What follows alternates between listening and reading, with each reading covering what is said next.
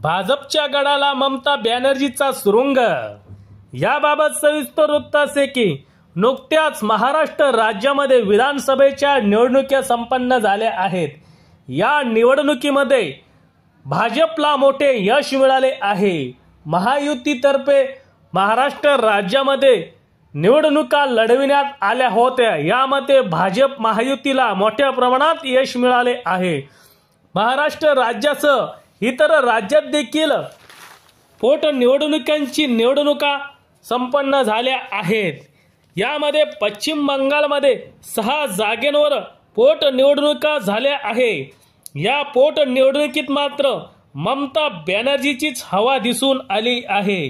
यामध्ये 6च्या 6 जागा ममता बॅनर्जीच्या पक्षाने निवडून आणल्या आहे। यामध्ये महत्त्वाचे म्हणजे भाजपच्या गडाला देखील ममता बॅनर्जीने सुरुंग लावला आहे। मेदिनीपूर, मदारीहाट, सिताई, मेहाटी, तालडांगरा मतदारसंघाच्या जागा राज्याच्या दक्षिणेकडे येतात। या जागा तृणमूल काँग्रेसचा गड मानला जातो। भाजपला मदारीहाट मतदारसंघावर मोठा धक्का बसला आहे। ही जागा उत्तर भागात येते आणि तो भाजपचा बालेकिल्ला मानला जातो। मात्र यावेळी ममता बॅनर्जी यांची जादू चालली आहे। तेथे भाजपच्या गडाला सुरुंग लावण्यात तृणमूल काँग्रेसला यश आले आहे। या विधानसभा पोटनिवडणुकीमध्ये नेहाटी मतदारसंघातून सनत डे हे विजयी झाले आहे। त्यांनी रूपक मित्रा भाजपचे यांना पराभूत केले आहे।